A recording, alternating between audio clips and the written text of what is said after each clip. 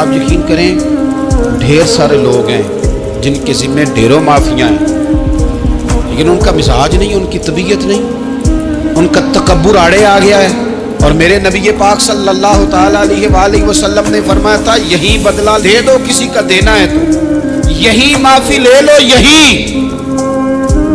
ورنہ فرمایا یاد رکھنا قیامت کے دن تو اس طرح ہوگا کہ اگر سینگ والی بکری نے بغیر سینگ والی بکری کو مارا ہوگا اسے بھی قیامت میں بدلہ دینا پڑے گا۔